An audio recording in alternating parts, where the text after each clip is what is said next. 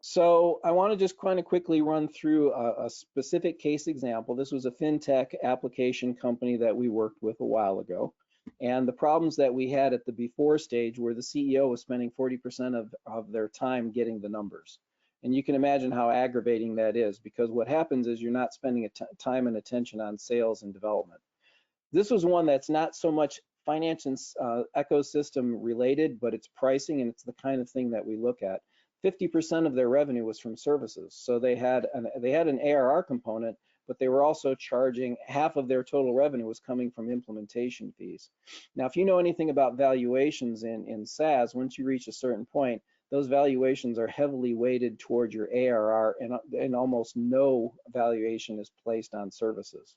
So this could hurt the company going forward if it wasn't remedied. They had no SaaS KPIs, just none. They didn't. They had a P&L, that was it.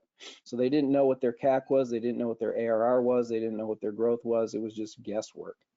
And the cap table was on Excel, and it took days to update, literally. So you had, options, and there was loss of, people weren't getting their option documents to them in time. They weren't being updated on the cap table, so lots of mess there. And then actual versus budget took weeks to get. So it took them too long to close the month. And then because the budgeting tool didn't reflect the accounting system, somebody had to sit there and translate the two together every month and make sure that they fit and make guesses in some cases. And so you can imagine how much time that takes and wasted. Then, of course, you have a frustrated board because they're trying for transparency and they're not getting it. After we were done with them, the numbers come to the CEO now. She spends none of her time, literally zero, on getting the numbers. Service revenue is now down to 15% of total. So you got a nice healthy ratio of ARR to service revenue. Valuations have increased accordingly. SaaS KPI dashboard is produced each month for the board. It's instant to them. It gets out to them usually within a week after the month end close.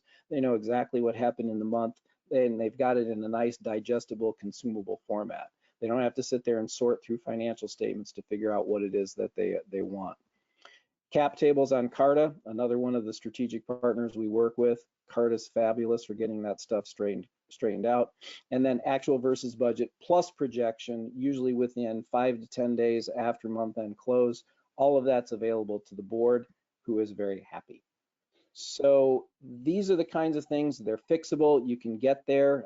This is a real world example. And then in the end, this is the tech stack that we put together for them by name.